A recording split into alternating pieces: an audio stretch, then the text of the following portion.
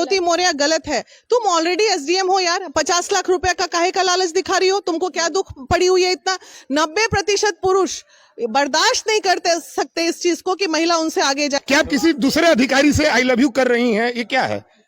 SDM को किन किन गालियों से संबोधन किया गया होगा जब वो आगे बढ़ी होगी, तो वो दर्द किसी को दिखा नहीं होगा। लेकिन आप ये कैसे कह सकते हैं कि ज्योति मौर्य जो है एसडीएम, उनको प्रताड़ित किया जाता रहा? सवाल तो ये खड़ा होता है। आज जो एसडीएम है वो चाय नहीं दे सकती, नौकर घर में सर्व करेगा। या तो बीबी को आईएएस आईपीएस बना लो, या तो फिर खाना में चूल्हा चौकी में छोड़ लो। बबुनी के लागल बा शहर के हवा औरी पढ़ावो, कहनी के गौवा में नौवा लिखावो औरी पढ़ावो। एक रेपिस्ट जब रेप करता है तो क्या पूरे देश के रेपिस्ट पे उंगली उठती है कि तुम रेपिस्ट हो? ऐसा नहीं होता। तो फिर ये सवाल करने वाले लोग कौन हैं? आप हैं, आप कर रहे हैं सवाल, कोई जवाब है? महिला विकास मंच इसमें क्या करेगी? जाएगी पति को क्लास लगाएगी कि भाई दुगो नौकर रख ले। एक जज का कोई रूटीन नहीं होता। वही हाल एसडीएम साहिबा का भी हुआ। वो दर्द हम महसूस कर सकते हैं।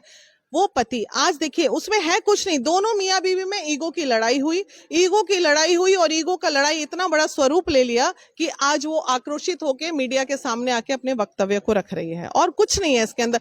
90% पुरुष बर्दाश्त नहीं करते सकते इस चीज को कि महिला उनसे आगे जाए। 90 में 10% ऐसे होते हैं जो बर्दाश्त करते हैं। मैं ये जानती हूँ क्योंकि मैं भी भुक्तभोगी हूँ, और बहुत सारी महिलाओं को मैंने देखा कि वो भुक्तभोगी करते कुछ नहीं है, बस खाना टाइम पे नहीं मिला। ये अरे जो एसडीएम है वो चाय नहीं दे सकती, नौकर घर में सर्व करेगा।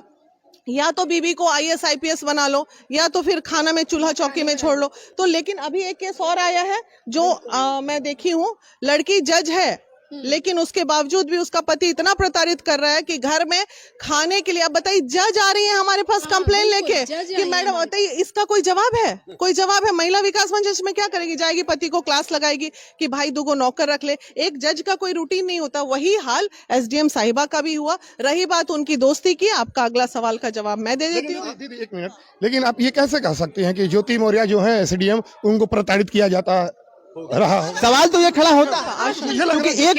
मुझे लग रहा है कि इसमें अगर प्रताड़ित परिवार करता तो वो फिर पढ़ाते नहीं। अगर मारपीट उसके साथ करते तो मुझे नहीं लग रहा कि इसमें वैसा पति उन्होंने एक स्टोरी बताया कि हमारी मुलाकात 2008 में होती है, और वो चूंकि वो उनके पूरा डिटेल्स दे रहा है, वो उनके मामा की साली थी। उसके बाद प्रेम प्रसंग होता है, तमाम हम साथ जब इतना झगड़ा लड़ाई प्रताड़ना जब होती है ना, तो वो चैट भी बढ़ता है। दीदी ना, क्या आप किसी दूसरे अधिकारी से आई लव यू कर रही हैं, ये क्या है?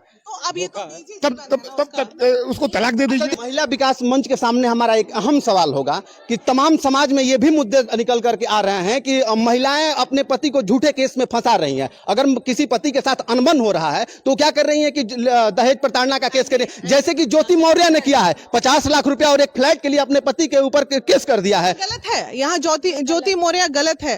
तुम ऑलरेडी एसडीएम हो यार, 50 लाख रुपए का काहे का लालच दिखा रही हो? तुमको क्या दुख पड़ी हुई है इतना? मान लो वो पति किसी भी विपरीत परिस्थिति में तुमको पढ़ा दिया, लिखा दिया, पैर पे खड़ा रहे, जाओ जियो अपनी जिंदगी, आगे बढ़ो। मतलब किस चीज का लोभ पड़ा है तुमको यहाँ? वो गलत है, बहुत गलत है। इस पे हम साथ नहीं देंगे उसका। चलिए, बाकी वीडियो के अंत में हम थोड़ा आपसे भी राय जानना चाहेंगे। आप नहीं कुछ बोलिएगा, क्या कहेंगी ज्योति मौर्य के? नहीं, बोलिए। ज्योति मौर्य के बारे में मैं क्या कहूंगी यही कि एक बच्ची के, एक महिला के चलते पूरी महिलाओं के कामयाबी पर पाबंदी लगने वाली है। और आप देख ही रहे हैं कि अभी 136 महिलाओं को प्रयागराज से वापस बुला लिया गया।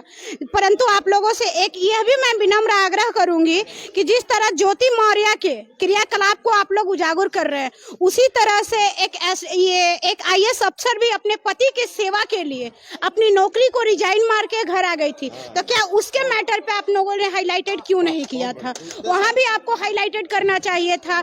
और ये नहीं कहा जा सकता है कब कौन पति, मतलब कौन कब किसके मेंटलिटी बदल सकती है। हो सकता है आज मैं यहाँ पर बात कर रही हूँ, मैं एक नॉर्मल परिवार से हूँ, एक किसान परिवार से। आज हमारे हस्बैंड भी हमको पीएचडी करा रहे हैं। हो सकता है भविष्य में मैं भी लेक्चरशिप अटेंड कर लूँ, या हमारे उनके बीच ये कब किसके साथ क्या हो जाएगा ये कोई नहीं जानता है। क्योंकि केवल कर्म करना चाहिए, फल की प्राप्ति की चिंता छोड़ दीजिए।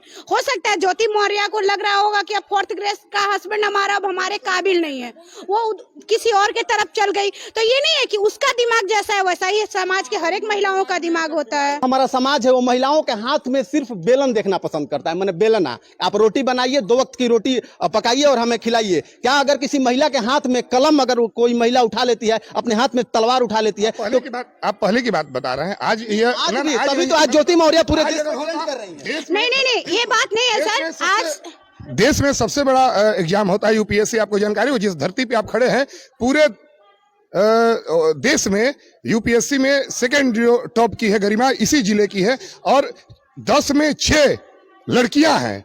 तो आप ये नहीं, या कोई भी एग्जाम आप देख लीजिए कि उसमें लड़कियां बेहतर करी है। आप आज जो पहले जो आम परिवार के लोग भी होते थे, तो लड़कियों के लिए पहले शादी के लिए पैसा इकट्ठा करते थे। आज धारणा बदल गई। अब आज वो पैसा इकट्ठा पढ़ाई के लिए कर रहे हैं। ये एक बदलाव हुआ है। बेशक बदलाव हुआ है, लेकिन एक सवाल तो समाज के ऊपर खड़ा उठता है भैया कि मनोज तिवारी ने बहुत पहले गाना गाया था कि बबुनी के लागल बा शहर के हवा औरी पढ़ावा, कहनी के गौवा में नौवा लिखावा औरी पढ़ावा। वो तमाम कई वर्ष पहले वो गाना गा चुके थे, लेकिन आज वो गाना ट्रेंडिंग में चल रहा है। तो कहीं ना कहीं समाज के लोग ही तो ट्रेंडिंग में कर रहे हैं। वो एक राष्ट्रवादी पार्टी के सांसद भी हैं, युवाओं के प्रेरणा के स्रोत हैं, और वो ऐसा गाना अगर गा रहे हैं तो मुझे लग रहा है कि उनकी पार्टी का ये विचार नहीं होगा। वो कहीं से आप महिलाओं को गांव में रहने के लिए नहीं कह सकते कि आप गांव में रह के और पढ़ाई कीजिए, आप शहर में जाके पढ़ाई नहीं। ये कहीं ना कहीं महिलाओं को रोकने की परंपरा।